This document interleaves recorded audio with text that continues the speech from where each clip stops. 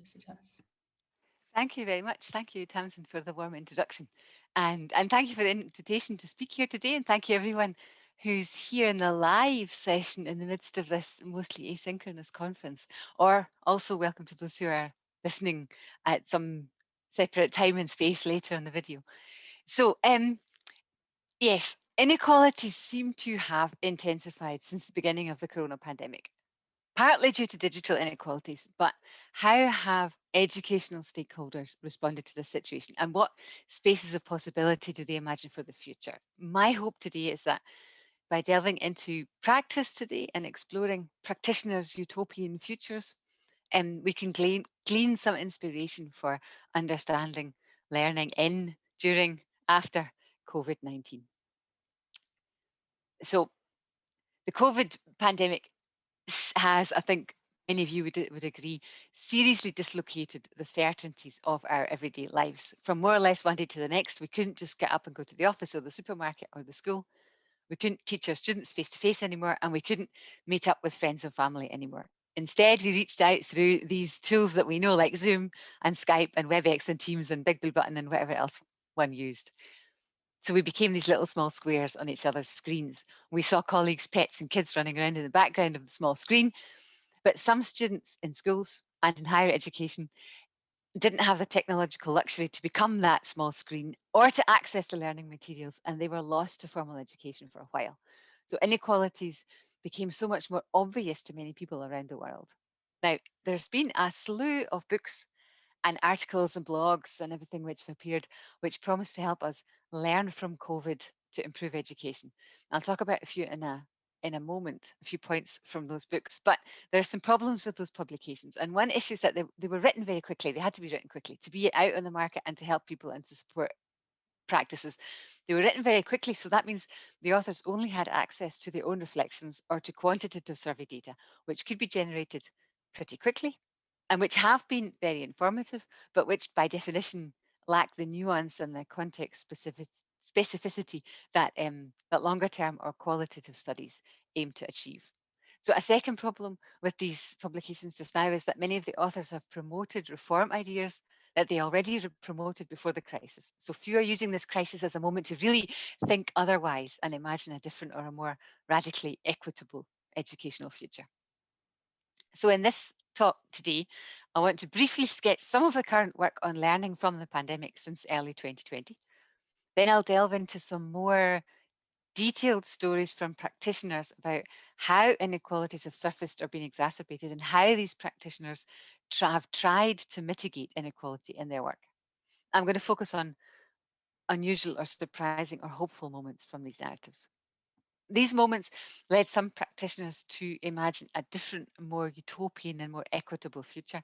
And so I'm going to end by reflecting on what these utopian futures can tell us about unlearning from the pandemic, both for our individual practice as educators, as researchers, but also for larger scale structural change.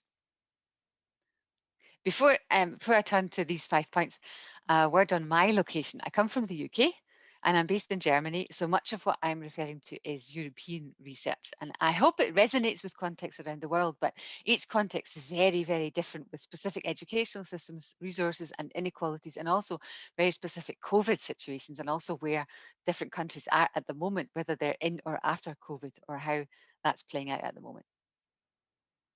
So back to my European North American focus. The first point, learning from COVID-19. So many books, here's just a picture of some of them, have suggest how we should learn from COVID-19, learn from the pandemic, learn from the corona corona crisis. They look back at the pandemic, they highlight what's happened, and they make recommendations for future practices. So I've highlighted a few points here. These publications, they laud, for instance, those teachers who found innovative and creative ways to use interactive multimodal digital technologies to engage the students. And they recommend that all teachers now develop more well-considered pedagogical uses of digital technology. Sorry. They point out how it was easier for those schools that already use learning management systems to shift to emergency remote teaching or homeschooling, or whatever other words are used to call that to refer to that specific time. And they recommend that more district school systems roll out these learning management systems for all schools to ensure that all students have access to school materials. These publications, they praise those school leaders who managed to flexibly and quickly shift their priorities and get all teachers on board with high quality remote teaching. And they recommend us to professionalize school leadership across the board, teaching leaders about agile management and other management techniques. They showcase examples of communities working together to support learners throughout the pandemic and recommend further multi-stakeholder partnerships, close work among schools and youth work and families and community organisations. They point also to the need for attention to socio-emotional learning rather than simply cognitive learning, and recommend strengthening the holistic approach to education, especially in teacher training and professional development, so that teachers are more ready for digital teaching and for all the various aspects that belong to education these days in the future, so that teachers especially are ready for more disruptions if we have a third or a fourth or a fifth wave in the autumn, in the fall, or other future crises to follow. And the final point I've listed here, many authors also note that increased inequalities now are rising. Kids locked out of school during lockdown, or with students who were already intersectionally disadvantaged or digitally excluded, being the most disadvantaged during the pandemic.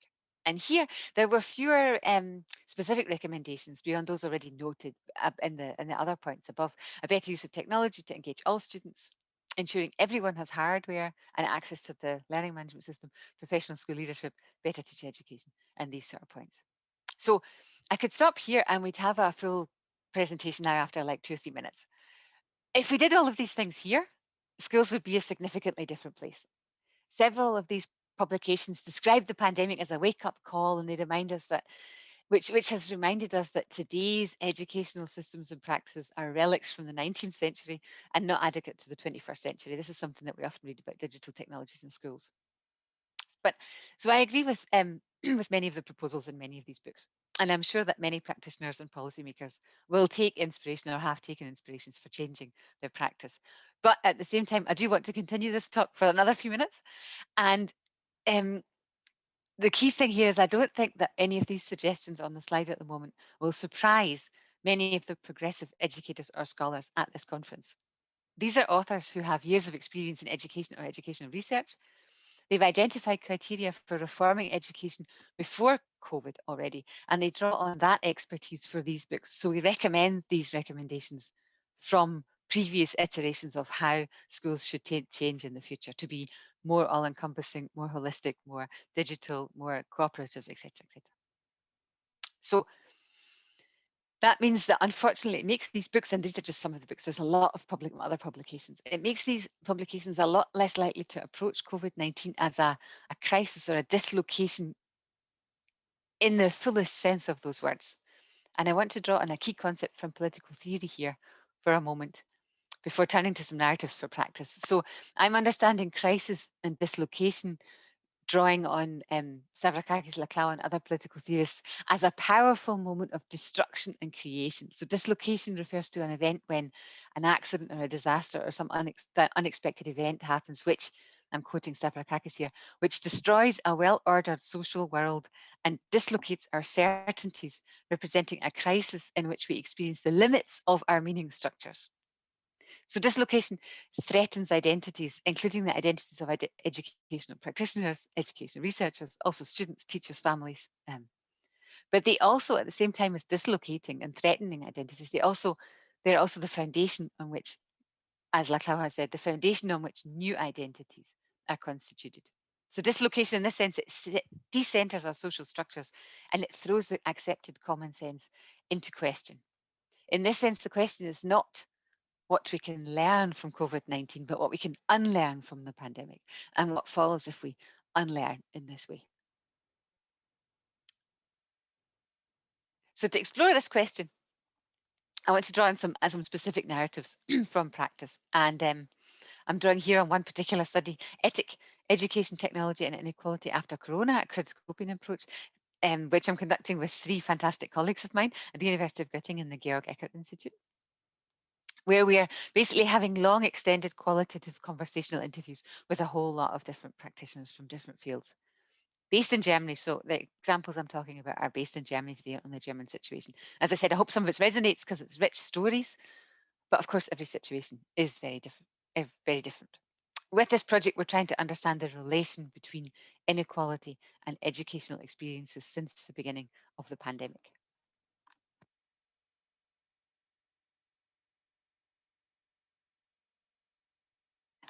So the first step of 3 steps in this project, or in the thinking about inequality and utopian futures, the first step is to describe in more detail how abstract concepts like economic inequality, digital inequality unfold in people's daily lives.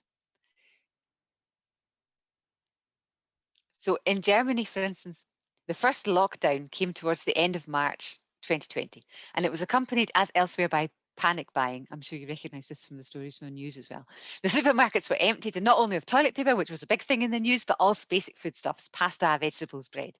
People, the thing about welfare benefits is that people who receive welfare benefits, and in Germany they have about €300 a month to spend in a country where the average wage is about €3,500. They received these at the beginning of the month. So the time of the lockdown, the temporality of the lockdown, compounded the economic inequality. By the end of the month, many people don't have a lot of money left to join in the hoarding of food or the panic buying. One interview partner reported meeting a woman on the streets who had fear in her eyes, he said. She'd just come out of the supermarket and she said there's nothing left. She didn't know how to feed her family. And these are essential details. I'm only skimming the surface of the stories here, but these are essential details of the lives of young people who teachers are working with and youth organizations are working with, who are facing economic inequality that not all educational practitioners may be aware of. So a second story, accessing financial support. Most people agree that additional financial support needed to be made available to people living in poverty. In Germany, just 2 examples, you're required to wear a mask when going on public transport. But when this guideline was introduced, the price of masks rose suddenly from 20 or 30 cents to like 2, 3, €4. So if schools shifted to online teaching, students needed hardware. A lot of children were doing their schoolwork on mobile phones. One school asked all of their children who had which device at home so they could get hardware to the students who had no devices. They could get them a laptop or a tablet or something. But one teacher told us about a kid who had correctly reported that he had a phone.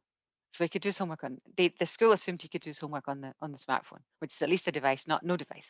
But what the school didn't realize until quite a bit later was that the screen was cracked, the phone had no data package, and his family had no Wi-Fi. So this is again an essential detail behind the statistics that we see of the number of young people who have their own smartphone. He had his own smartphone, but this was not a phone that he could do any sort of schoolwork on.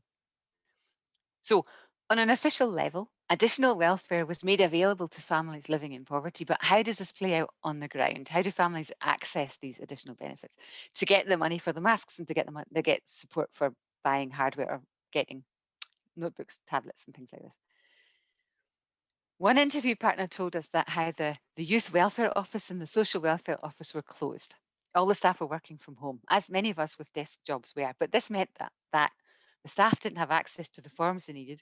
And when people submitted their forms, there was no one in the office to process the forms. So it took a long time for benefits to reach the families. And in the meantime, no masks meant no public transport. So buying masks meant not buying some other sort of necessity, like some other necessity from life. And the same applies to the additional benefits that were made available for families to purchase laptops or tablets for schools.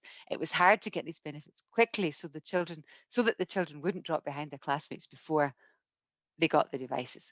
So there's an official level of money being made available quite quickly, but a practical level of it not actually reaching the people who needed it quickly enough.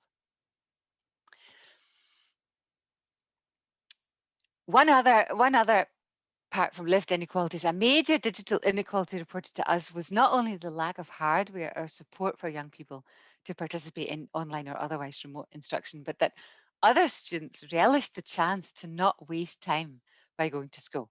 So one teacher at a fairly well-resourced school told us how kids in his school, they won more prizes in national science and maths competitions last year than ever before. because they worked flat out on their projects for 4 weeks at a stretch. They weren't interrupted by having to go to classes, and they could search online for any sort of information that they needed.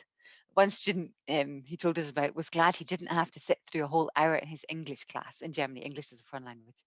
Because he'd spent a year in England, so he was quite good at English. He was fairly bored in his English lessons. Now in homeschooling, he did his English schoolwork much faster, and then um, was then free to do other more challenging or more fun things. So we heard quite a few different stories about students who did really benefit from this time. Like a quite different issue as well was when bullying, there's no more bullying physically. So kids that are usually prone to being bullied in schools were freed from that as well when they were at home. Um, to return to these kids who were thriving at home though, this looks like the epitome of project work and personalized learning. They could choose their own time to work, their own speed to work. They were working on projects. They could dive in deep into these projects. But unfortunately, we heard very, very few stories of personalized learning working well for disadvantaged students. In this sense, the narratives we're hearing suggest that personalized learning, which is often tied up closely with digital technologies, primarily works for the educationally privileged.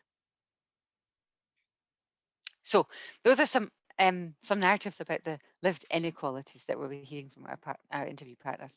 The second part is we asked them, what did they try to do or what could they do with the resources they had to mitigate the inequalities that they were seeing in their practice?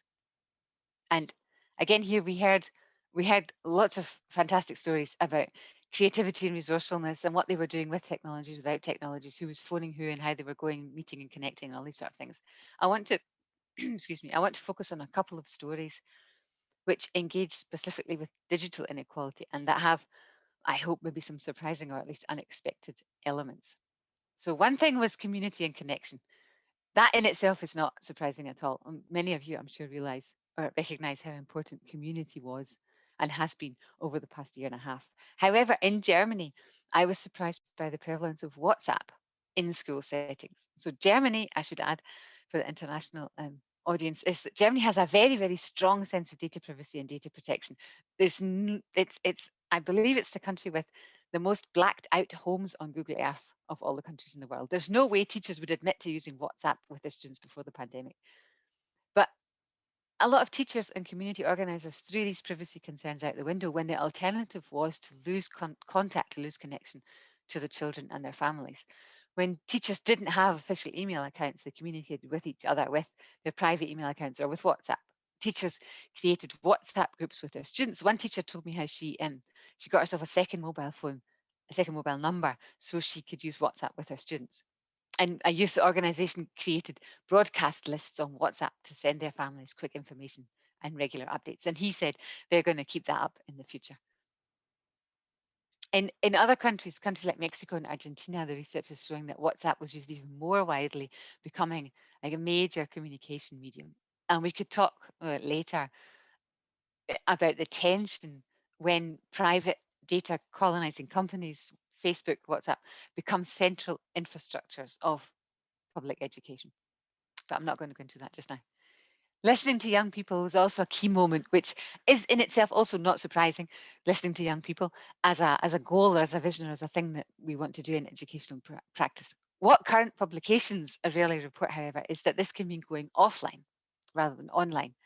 At the start of the lockdown, one youth centre told us they had collected smartphones and tablets and laptops from the community to give to the families that didn't have these so they could stay in touch with every one of the children who usually came to their centre. They phoned the kids regularly, they checked on them, they helped with homework through group chats and video calls, and they also started a YouTube channel with quizzes and games and challenges and cooking events and all sorts of other events every day or two to keep the community, to keep the kids involved. They also launched a national platform where they could come together to sing and do other creative activities, interactive things. But our interview partner then also said they tried to keep an eye on what their young people wanted. And pretty quickly they noticed they didn't want to join the online activities anymore. And he said, it just doesn't replace the analog, does it? Said our interview partner. So he said the kids, they ran out of things to say, he said, because they weren't doing very much. So they didn't have very much to say in the video calls. So the team decided that the team at the youth centre decided to reroute their resources and to spend more time phoning individual children for a chat or visiting and meeting with, social distanced meeting. before they could open up the centre again. So this organisation, which looks like the cool creative organisation doing just what all the books say is great pedagogy for digital remote times, with the YouTube, with the video chats, interactive learning platform, they took a step back from that very set of digital practices when they noticed that what their kids needed or what their kids wanted was more one-to-one contact, which was easier on this very old technology of the telephone or the old technology of the bike to cycle over and find a socially distanced place to meet. So I would call their approach post-digital, and I'm drawing here on recent writing which is concerned when digital is opposed to analog in a like an oppositional binary kind of way, where the digital is positioned, and it often is in ways of talking about education these days, or ways of talking about our society in general these days, when the digital is positioned as modern, as progress, as positive, to analog's old-fashioned or unmodern or regressive position. So this progress narrative overlooks how interwoven digital and analog technologies are in our everyday lives. It overlooks how messy and how messed up digital practices often are. And it overlooks the exploitations which come with digital technologies, with data gathering, data collection, this sort of thing. So the youth centre, from this story that he told me, the youth centre told us, he grapples with this messiness, and the team decided to progress from digital to analog connections, if we want to use a progress narrative.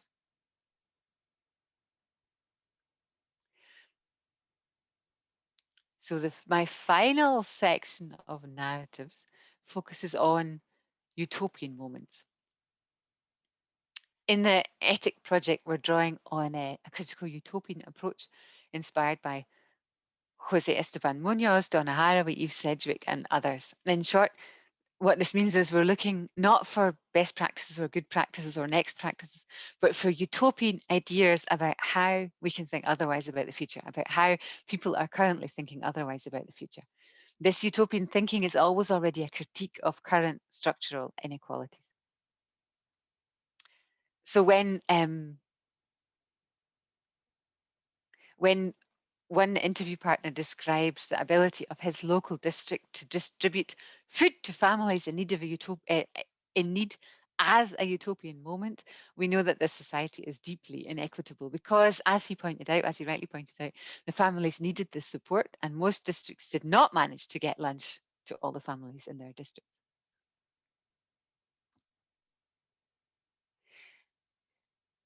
Focus. In Germany, for a long time, some other countries have done this too. The class sizes were cut in half. So at any given time, half the class was in the school and the other half was learning at home. And then the classes swapped.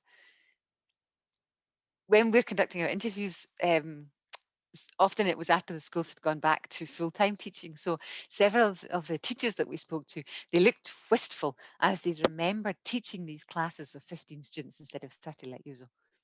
One teacher described her ability to focus on all of the students in the class. She said, "We didn't overlook anyone. Everyone spoke in class. We could give everyone undivided attention at some point, and that all changes with 30 when you have 30 kids in a class." In another school, the focus was the children's focus.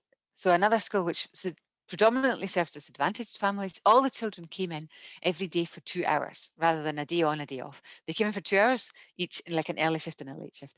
And one of the teachers reported that the students were so much more focused during these 2 hours than they previously had been when they were in school for the whole day. So they were able to learn better during the pandemic, she told us in the interview. The social she for her, this was related to the social conflicts that followed them from the playground into the classroom in normal full school days, where you have teaching and playgrounds breaks and lunch breaks and teaching again. When they were there for 2 hours and they all came in for 2 hours and went home again, these playground conflicts vanished, so they could focus on the learning for the whole 2 hours they were in the school, and also the conflicts in the classroom. Now her school is trying to work out a way to keep these conflicts down now that all the students are back full time. They've changed the way the school uses breaks instead of the conventional way, which the usual way of doing it, where all the students are in the school year at the same time. Bell rings, everyone goes out. Bell rings, everyone goes back in. They're now having different classes take breaks at different times. Now, we could read this as a tiny tweak of a school practice. It's just about break times. It's not a big thing. But We can also read it as a utopian hope for a more harmonious world, ways of finding small changes that decrease conflict and increase harmony and understanding. Another example is financial support. So all of our interview partners have mentioned money. If schools had more financial resources, more teachers, more social workers, smaller classes, better equipped rooms, then they could engage better with all students, with disadvantaged students, and make sure that no one falls behind and everyone is supported to succeed. Youth workers have mentioned the red tape involved in getting financial aid to families. I mentioned some of that earlier, especially when the welfare staff were working from home.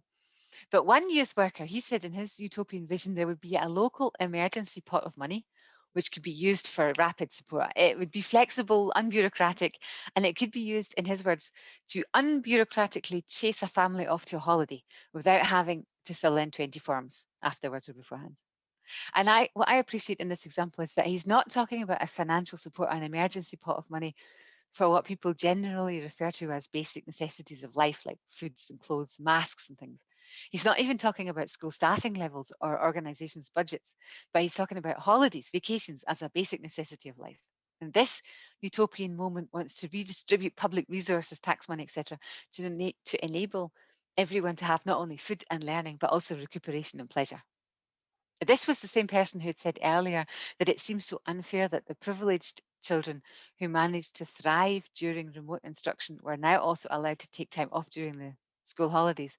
But the disadvantaged students who struggled with remote teaching don't even get time off to recover during the vacations because the schools are offering them extra lessons, remedial support, summer programs, etc., so they can catch up. And one final one, the big red question. One trade unionist framed his utopian vision as the big red question. How, he wondered, can schooling be equitable in a capitalist world? So one thing that became clear to him during the pandemic was how the ideals of progressive education that many share, many of the authors, many of us in this room, this Zoom room probably share, these ideas of progressive education about which we talk a lot, they cover over the key structural role of educators within what he called the selection machine of public education. So in Germany, the first students to return to face-to-face teaching were the examination year classes. This demonstrated to this trade unionist that high-stakes testing and the grades and the success and the failure associated with that, selection mechanisms associated with that, are more important to the system, to the state, to the country, than, for example, early years provision in the early years, which lay the foundations for literacy and numeracy and cooperation and things like this. So the function of teachers to assign grades, the function of teachers to select for the future, for who's successful and who's not successful in the future, was laid bare to everyone during this corona pandemic. The utopian moment for me comes when people question if this is really what we want education to be for, but also when they wonder if education can be for anything else in our current dominant economic system.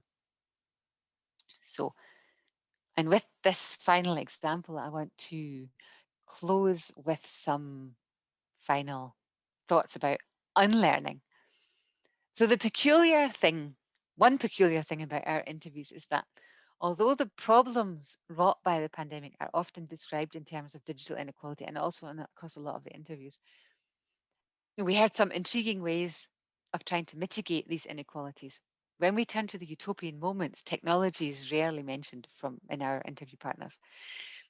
Technology is embedded in the kinds of futures they're imagining, but the focus is not on more or better technology integration, nor on better teacher training.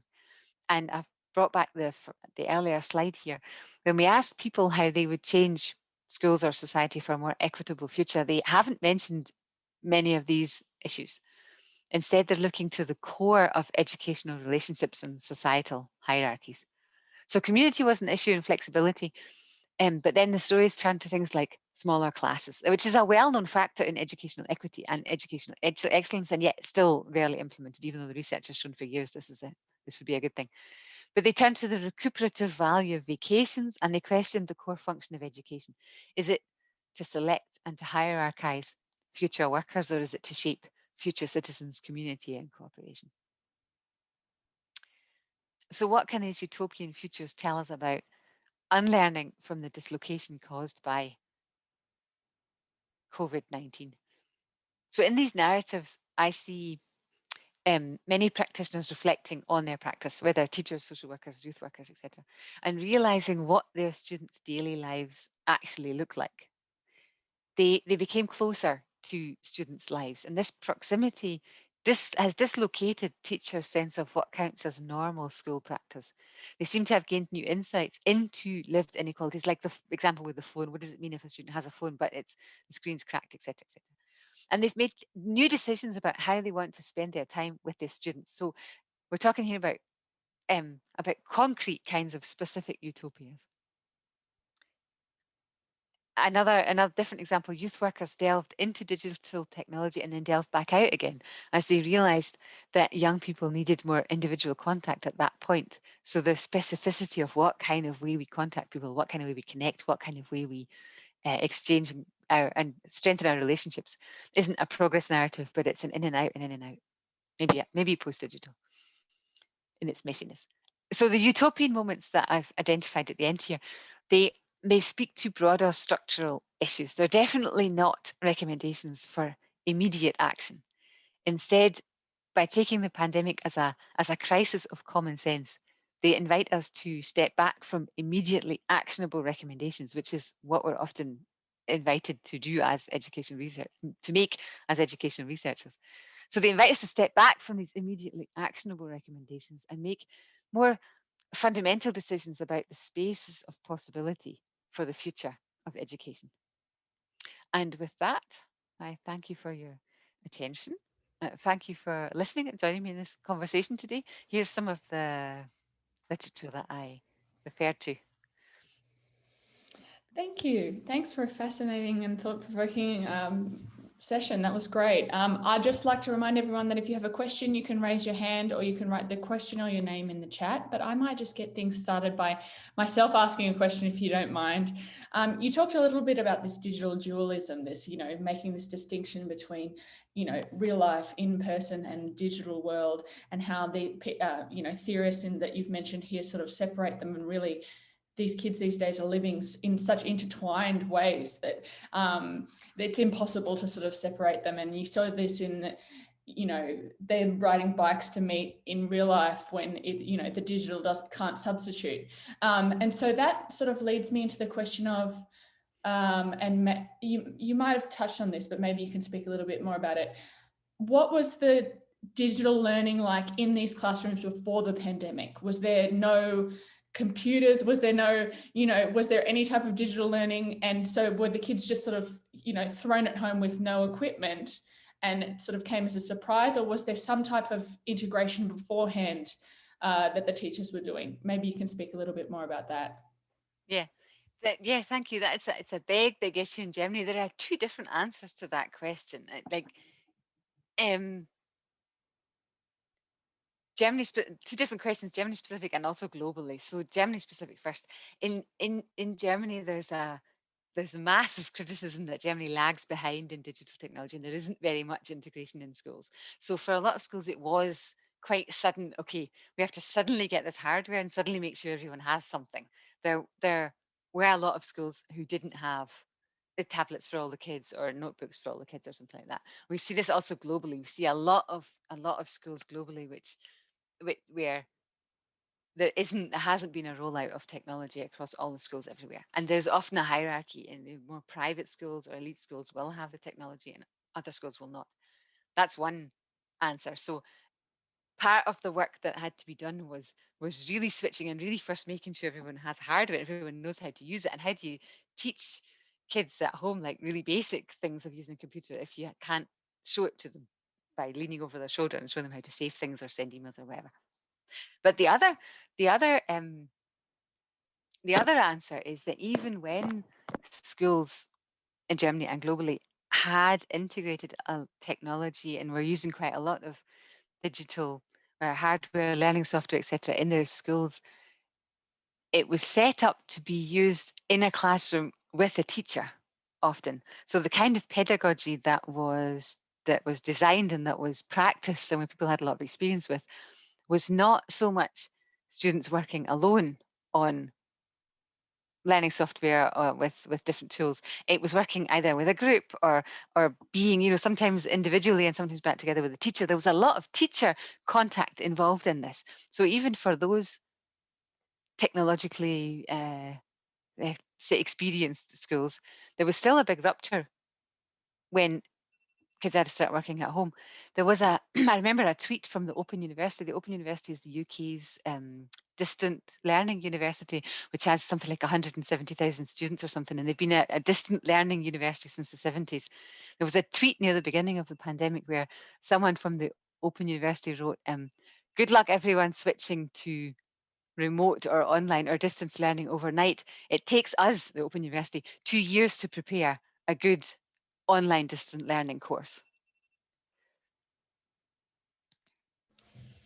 Which is not an insignificant amount of time.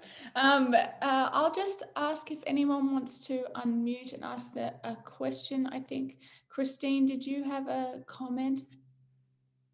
Oh, yeah, I was actually typing it, but maybe it's easier just to say it. Yeah, thank you so much for your presentation. And maybe this is going to be more of a comment than a question, but I really appreciate what you're saying. I teach in higher education, and in the last 6 months, there've been a sort of explosion of committees to investigate how much more technology we can bring into our teaching environments. And they're talking about VR and a whole lot of other technologies. And it's sort of just worrying me a little bit about the fact that we've had such a short time teaching with technologies.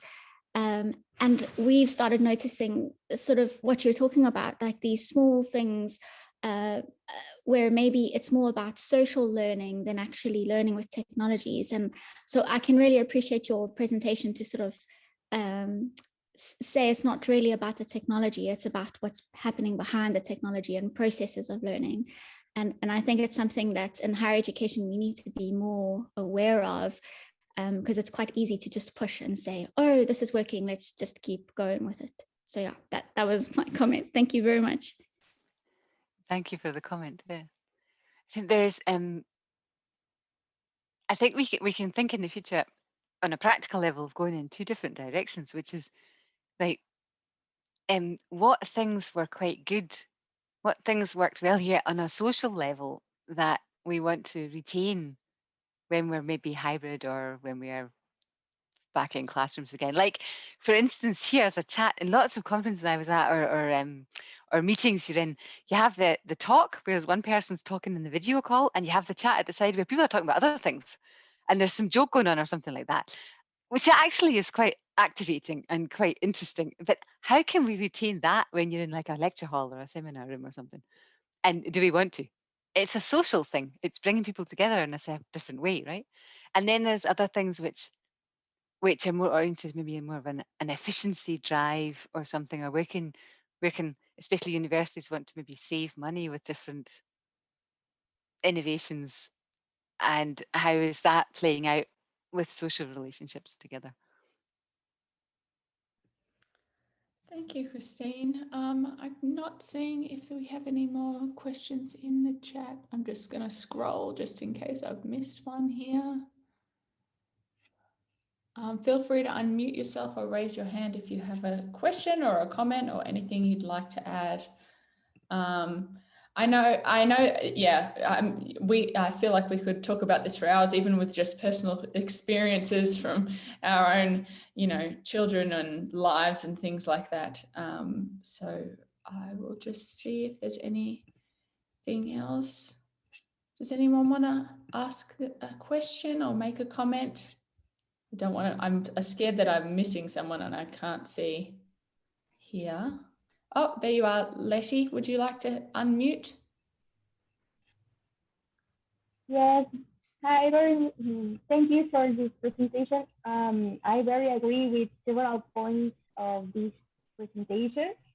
And also, I'm very interested in knowing about what strategies you suggest to readapt the students of learning to readapt this after the COVID.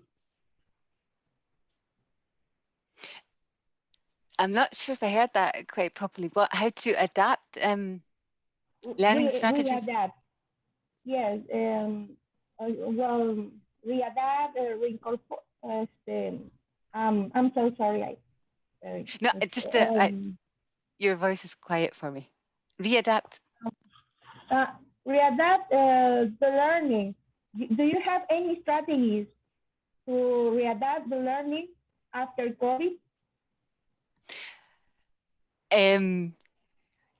Yes, maybe maybe two things are core which emerge from this research or from other research that's going on just now. And the one thing is listening to students. We've always said that we listen to students, right? That, like, for the last 20, 30 years, the reform idea has been we listen to students, we do student-centered teaching, etc. But what I noticed really specifically from the interviews we're doing just now is that very many of our practitioners felt like they really started to listen during the pandemic, and they were listening to students in a different way, or they were noticing things about students' lives in a different way. And if we listen to students and what they want and where they are and what they need, then we will then develop our curricula and our teaching practices differently. That is one core idea of adapting the kind of teaching and learning to what students say they need and want, rather than to external curriculum requirements, or rather than only to external curriculum requirements, and also in opposition to thinking that we know what students need and thinking that we know what students want. That's one thing. The second thing is adding to what Christine said earlier, is this idea of connecting digital and analog and all sorts of different technologies. There's a big push now, lots and lots of different people in different spaces, higher education, school education, primary education, who are saying, now we've seen what digital can do, digital is good, let's do more digital. But this forgets the social relationship part, and that we always think, okay, if we use technology, it's always going to also change the social relationships that we're in. Maybe in a good way, maybe in a not so good way, but it's always going to change them. There's no way that we can expect digital technology just to slot in and everything will be the same. So what we need, one of the implications would be, what we need to do is to reflect on how we want social relationships to change, or how they're likely to change with these different technologies. And this reflection on, it's on an abstract level, but this reflection on how the technology we use changes things. For example, when I was doing a lecture, the question and answer session at the end of the lecture, sometimes it was all online last semester, so I tested with my students, we tested various things. I can either just say, okay, who has a question? And some people mentioned or put their hand up or whatever. And then we could discuss. And then on a different day, I used Mentimeter, one of these online things where people could write the questions in. They wrote the questions in, and other students participating can upvote questions. So at the top of the list, you have like the 3 questions that have the most votes. So I would answer the 3 questions with the most votes. And on a different day, I used an Etherpad, and everyone just wrote the questions in an order. And then we reflected, what does it mean? What do each of these 3 different ways of asking questions do with us? And when it's just the people who speak, you have maybe stronger people who feel more confident speaking in public will ask the question. They all felt, a lot of people who responded felt like they felt more free to ask questions when they used the Mentimeter thing, the tool. And when if their question was upvoted, that was good, and I answered it. And if it wasn't, they didn't mind. But it does something to who feels the power to speak or who doesn't feel the power to speak. That's one concrete example of how to reflect on the social relationships with the technology. I can see Michael has his hand raised, and then after that, we'll go to you, Christina. Michael. First of all, thank you very much for your presentation. On your last presentations, in your closing remarks, Felicitas, can you give me more clarity? What was the new decisions made by the students, or by you as a researcher, or by the teacher? Because that is a very loaded conclusion you drawn to unlearn from COVID. What was the new decision made about how to spend more minutes with whom doing what.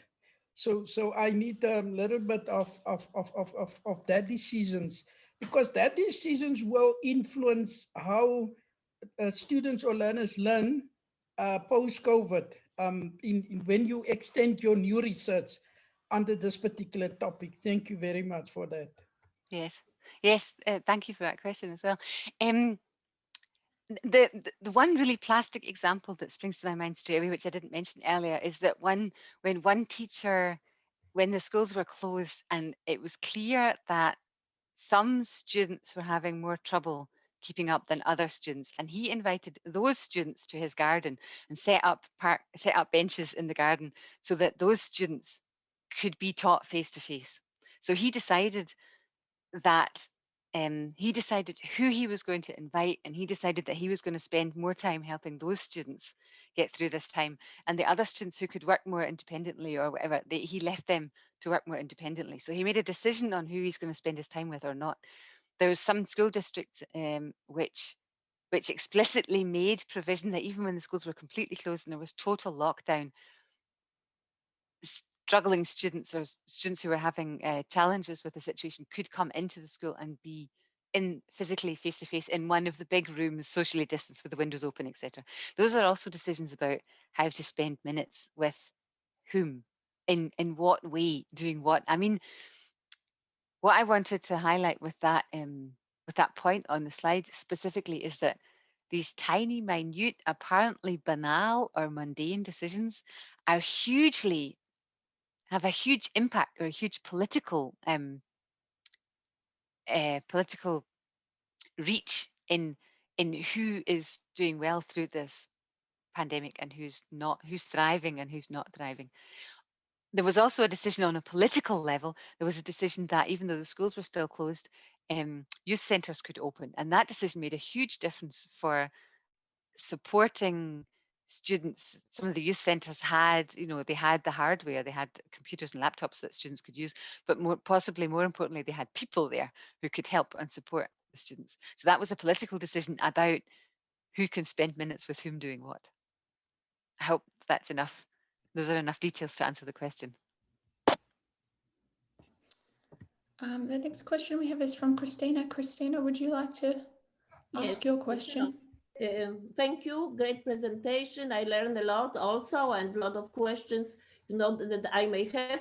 But do you have some good examples of how to develop more prosocial experiences during this time? Maybe you observed something the teachers were doing, and it helped develop children socially, because of course in this time it's hard to develop social contacts except this artificial contact.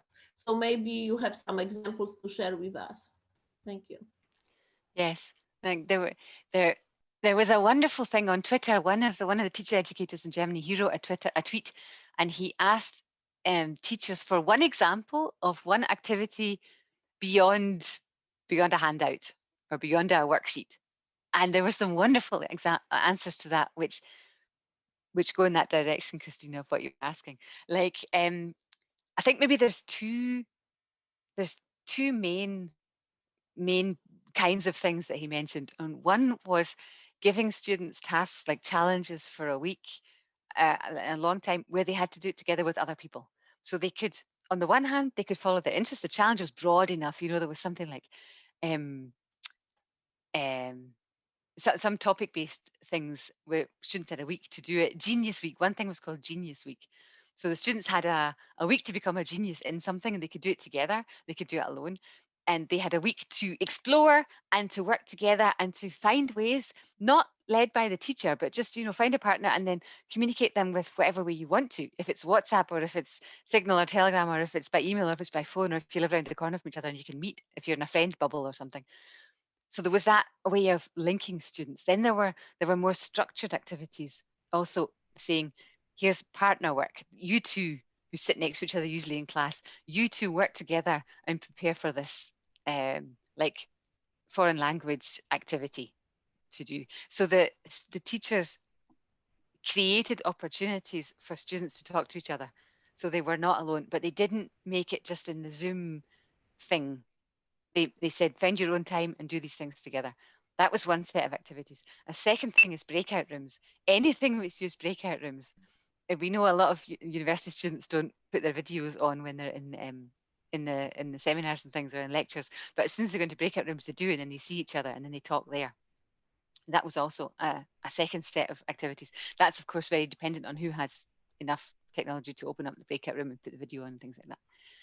Maybe a third thing was collaborative tools online. There's a bunch of tools like Miro and Mural, which have free education licenses, or other concept board things where there's like I don't know if people know Miro or Mural. These are big like online whiteboards where they're not so easy to use. They take a couple of minutes to get used to it, but then once you've got it, you've got a great space for thinking together and for sharing things and for sharing ideas and for linking ideas and for writing them together. And so, and those, maybe that's a third set of tools for supporting exchange. So it's not just working alone or working with a teacher, it's doing things together.